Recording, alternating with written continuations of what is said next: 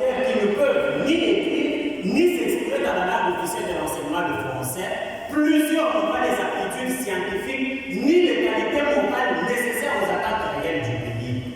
Et c'est au professeur ordinaire Bongeli Yokelo, congolais, bien sûr que j'aime bien, qui disait plus l'université produit un grand nombre de médecins engagés dans les hôpitaux, plus encore le taux de mortalité augmente dans la population. Plus l'université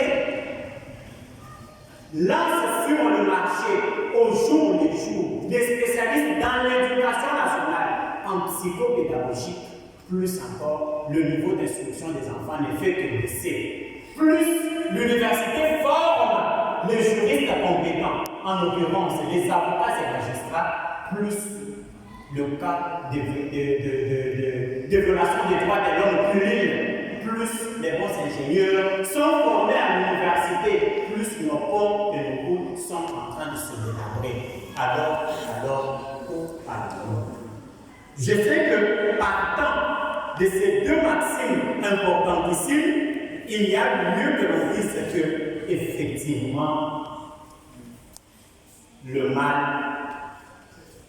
bat de l'aile.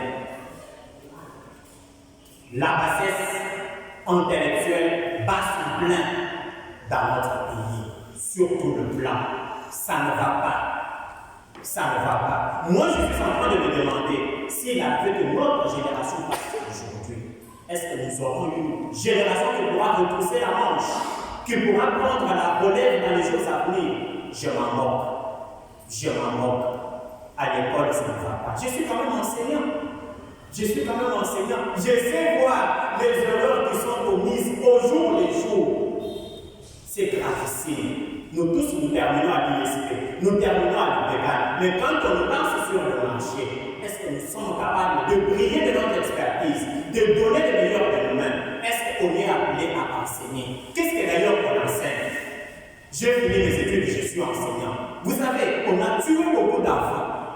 On a tué beaucoup trop d'enfants, nous, les enseignants. La corruption, c'est nous. La prostitution, c'est nous. Moi, je suis en train de me demander, nos jeunes sœurs, telles que les enfants là, elles vont terminer leurs études comment? La même fille là, il faut qu'elle sorte avec 3 enseignants, 4 enseignants. Si elle ne sait pas, elle ne passe pas. Et quand les élèves découvrent que nous avons la philosophie des mains tendues, c'est tout à fait difficile de nous faire confiance. Et c'est quel cours? Le cours de français. C'est là, c'est pas Saint-Denis. On peut faire seulement la cotisation, on lui doit une enveloppe, c'est tout. Mais nous oublions que nous formons les élites. Et les élèves, eux aussi, doivent prendre les choses au sérieux. Aujourd'hui, je suis en train de dire à la conférence que l'argent vienne parler à ma place, que la corruption vienne parler à ma place. Nous tous, tels que les sommes, nous sommes appelés à assumer de grandes responsabilités l'un ou l'autre jour. Mais nous serons quelle sorte de responsables? Tu as fait l'avocature, bien sûr. Demain, tu seras avocat au barreau. Prends l'argent, place devant là, qu'il te défende ou qu'il défende le client. Tu es prêt, tu as trempé dans la corruption, tu passes ici. Ok, viens dire à leur promesse, on va t'entendre. Si on ne pourra pas prier sur toi, c'est ça. Donc, le mal est très profond, mon cher frère. Il y a beaucoup trop de choses à vous dire, mais j'aurais bien voulu m'arrêter par là. Même si je n'ai pas étanché votre soif, je vous demanderai qu'on se cherche même pour pouvoir. Et puis, vous me demandez l'étude que j'ai faite. J'ai fait une étude comparative. Une étude comparative. J'ai comparé ce qui s'est passé dans le temps jadis avec les vieux et ce qui se passe actuellement. Permettez-moi d'ouvrir une petite parenthèse rapidement pour donner une note personnelle. Moi, j'ai grandi chez mes grands-parents. Mon grand-père avait fait 2 ans de l'école primaire. Franchement, une tête bien faite. Moi, jusqu'en actuellement, on appelle ça 8e. aux premières, les deux classes-là, il y avait une guerre entre le grand-père et moi. Tout ce que je disais me disait, toi tu as étudié où? Le père. Mais c'est lui qui avait fait quelle classe? Deuxième primaire. J'aurais mieux voulu qu'il soit vivant pour me voir aujourd'hui à la hauteur. J'aurais mieux voulu, malheureusement, mais qu'il repose en paix parce que ce qu'il a fait de nous, nous en sommes fiers et nous pouvons toujours garder une pensée pieuse en sa mémoire. Les parents, les vieux, nos grands-parents qui n'ont pas beaucoup étudié, mais ils avaient un bagage intellectuel suffisant.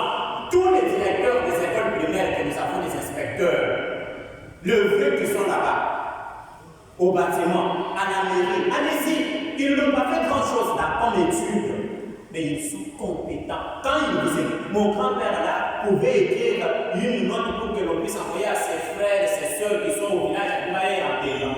Il écrit comme, il m'appelle d'abord pour me dire, Jean-Pierre, je voudrais envoyer la lettre à tel part, prends le papier, j'écris. Il prend le stylo. L'accord de participation, il commence à vous donner l'accord de participation pour vous auxiliaire là-bas. Ça coûte d'argent là-bas, on va l'auxiliaire là-bas. Si c'est le président, si le président pas, il commence à vous dire, c'est ça, il donne des exemples. Franchement, j'avais. Mais nous écrivons tel que nous parlons. Nous parlons tel que nous écrivons. Licencié en droit. Mais en droit, la sécheresse est de verre. Tu ouvres ta bouche avec les oreilles pour la renfermer avec les fautes. Tu iras où? Tu iras où? Oh, je suis chaud. J'aime les journalistes. Les journalistes, ce que tu dis là, ce dont tu parles là, tu iras. Je suis en village de français. J'ai une fois, il y a 2 ans passés, un inspecteur arrive, licencié en français linguistique. Il m'a trouvé en train j'enseigner sur des adjectifs démonstratifs. Mes frères et sœurs, c'était dégoûtant. Et au sortir de cours, j'ai lui posé la question. Vous avez étudié à l'ISP? Oui. Vous avez fait le français linguistique? Oui.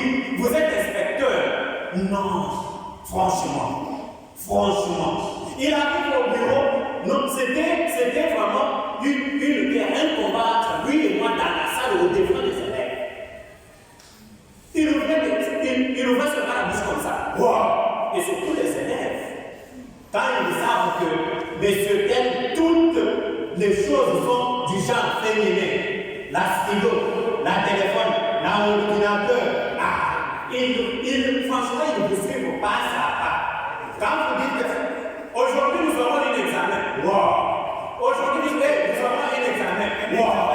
Nous aurons un examen. D'ailleurs, vous êtes au parfum. Monsieur Jean-Pierre, nous courons derrière le temps. Merci de répondre aux questions si déjà vous sont adressées en réponse. Pardon? Si les questions qui ont été adressées en réponse, il y a des... Bon, d'une manière rapide, c'est ça au moins l'étude que j'ai faite, elle est comparative. Bon, pour pouvoir nous pouvons améliorer. Et à mon collègue président, c'est vrai que je n'ai pas eu à vous dire les pistes sont là. Néanmoins, dans mon intervention, pour ceux qui m'ont suivi, il y a eu des pistes de solution pour chaque cas. Parce que je vous ai parlé des facteurs. Il fallait lister ça, c'est vrai aussi. Peut-être que c'est une erreur que j'ai commise et je crois que dans mes interventions, je pourrais les lister pour que tout le monde s'en aperçoive, qu'ils s'en rendent compte. Néanmoins, j'ai eu à démontrer les facteurs causaux. J'ai parlé de l'État, j'ai parlé de l'enseignant, j'ai parlé des parents, j'ai parlé de l'élève. Et je vous ai dit, en guise de conclusion, que pour rehausser à cette épidémie contagieuse, il est nécessaire que tous les facteurs précités, chacun à son niveau, puissent prendre des dispositions nécessaires pour pouvoir supprimer cette maudite baisse de niveau. Mais surtout, que l'enfant, le jeune, prenne sa formation au sérieux, car il est l'élite de demain. Nous pouvons faire tout ce que nous pouvons faire. C'est l'enfant qui est au centre. S'il ne sait pas se démarquer, s'il ne sait pas se débarrasser des antivaleurs, c'est son problème. L'argent ne travaille travaillera jamais. Jamais à la place de quelqu'un. La corruption des travailleurs, le sexe. Aujourd'hui, quelqu'un peut donner son sexe pour qu'on lui donne le poids. Oui, mais terminez les études. On vous engage. Vous êtes assistante, vous êtes professeur, vous êtes corrupteur quelque part. Vous êtes directrice d'une grande entreprise. Ah oui, vous n'aurez que vos yeux pour pleurer et vos têtes pour tenir. Vos mains pour tenir à la tête. Je crois qu'il reste la question de M. Henri Branly, que je n'ai pas pu bien écrire. Je crois aussi en tant que les amis sont en train d'intervenir. Je vais bien écrire votre question pour y revenir. Merci beaucoup. Merci beaucoup, M. Jean-Pierre. Le deuxième intervenant, je vous accorde la parole. Merci beaucoup pour la parole que vous accordez. Merci beaucoup pour toutes les questions. Je commence d'abord par dire que j'admire l'art oratoire de M. Jean-Pierre. Il parle bien et j'ai envie d'être comme lui. Mais bon, je vais faire. Alors, je prends la première question. C'était la question du président. Merci beaucoup, Président. Les facultés qui sont organisées dans nos universités, qui sont vraiment incompatibles avec le monde d'emploi, ce que nous avons décrié dans notre introduction. Qu'est-ce que nous pouvons faire pour remédier? Qu'est-ce que l'étudiant, quelqu'un qui sort de l'université peut faire? Alors, je pense que quand j'ai terminé même mon intervention, j'étais en train de parler avec M. Jean-Pierre que j'avais oublié un point et que je devrais épingler ça maintenant, et c'est ça même votre question. Je voudrais vous conseiller, nous conseiller, en tant qu'étudiants, en tant qu'universitaires, nous sortons. Et ce que nous venons de faire à l'université ne se marie pas du monde d'emploi. Je voudrais nous conseiller de multiplier les formations. Aujourd'hui, il y a plusieurs formations même en ligne. Multiplier ces formations, ça va vous aider. Suivez des différentes formations. Si vous n'avez pas besoin de suivre les formations qui sont payantes, suivez même les formations gratuites. Ça va vous aider. Aujourd'hui, il y a plusieurs sites. Moi, je me rappelle que hier, avant-hier, je venais de me faire inscrire pour une formation en ligne en Excel approfondie. Alors que moi, à l'université, vraiment, les histoires d'ordinateur, on faisait ça. Maintenant, aujourd'hui, je sens l'obligation de connaître Excel. La formation est gratuite, mais juste c'est les certificats qu'on doit payer à $27 en ligne, à suivre de 21h à 22h. C'est que tu peux avoir le temps, tu peux te former. Je peux vous énumérer quelques sites seulement où vous pouvez avoir des formations gratuites. Nous avons par exemple Disasteroid. Pour ceux qui veulent vraiment approfondir sur les trucs des organisations humanitaires, vous pouvez aller sur Disasteroid. Vous avez les formations. Toutes les formations différentes en action humanitaire. Vous pouvez avoir des connaissances et des connaissances. Vous avez votre certificat à la fin, vous serez compétitif sur le marché. Vous avez par exemple Agora.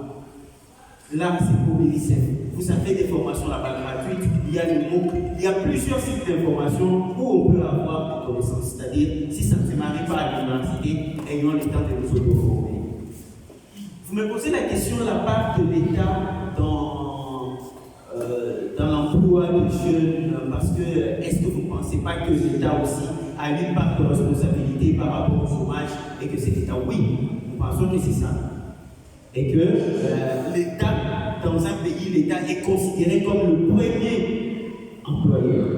C'est lui qui doit assurer l'emploi de tout un chacun quand il termine ses études universitaires. Mais sinon, nous remarquons ça. Nous remarquons que l'État a été tué.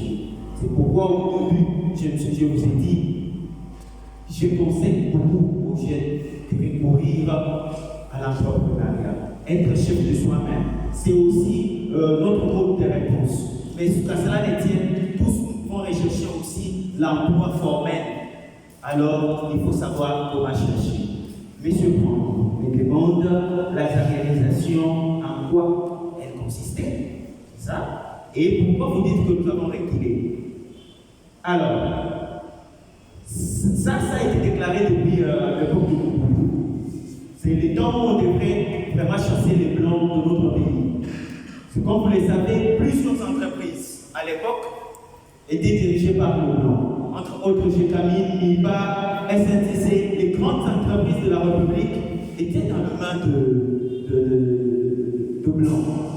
Alors, à cette époque, lorsqu'on a dit aux blancs de partir, ils devraient amener que quelque chose de 10 kilos, quelque chose comme ça. Alors, ils devraient laisser tout ça. Et en laissant les entreprises, on a donné l'opportunité aux gens de cette époque-là de prendre ces entreprises-là et commencer à diriger. C'est pour cela qu'on pouvait trouver quelqu'un qui n'a pas de bagage intellectuel, mais qui pouvait être DG de la SNCC. C'est pourquoi aujourd'hui, même quand vous allez même à Kinshasa, vous allez dans la commune de la Gombe, on va vous dire, ces gens qui occupent de maisons, ce sont les jardiniers, les ouvriers de l'époque coloniale. À l'époque là, lorsqu'ils ont chassé les blancs, ils sont récupérés. Et pourquoi je dis qu'on va retourner d'un pas, c'est peut-être pour marier mes propos avec mon prédécesseur, M. Jean-Pierre, bien sûr, par rapport à la baisse du niveau. Qu'est-ce que nous faisons? Lorsque nous nous retrouvons que nous ne sommes pas compétitifs sur le terrain, est-ce que nous recourons à ce que je venais de délibérer? C'est par exemple, tel que le président venait de le dire. Vous trouvez que votre compétence ne vous permet pas de prendre tel poste, mais on vous donne ce poste-là. Les jeunes n'ont pas même la facilité de s'auto-former. Et puis on va trouver que non, il ne travaille pas bien, il est incompétent, et après on va crier. Alors que tu as la possibilité de t'auto-former à partir de ton téléphone Android. Tu as l'ordinateur dans un bureau avec une connexion Wi-Fi, une connexion gratuite, mais qu'est-ce que tu passes sur le temps? C'est pour cela aujourd'hui, je suis désolé de le dire, c'est pour cela aujourd'hui on retrouve qu'il y a des autorités dans le bureau qui font les extapes. Pourquoi? Parce qu'ils ont la connexion, ils ne savent pas comment utiliser la connexion. Et ils vont se livrer à ça, ils font les extapes, ils vont se masturber dans un bureau. Quand tu manques à faire dans un bureau, connecte-toi, commence à te concentrer sur les études. Merci. Merci beaucoup, M.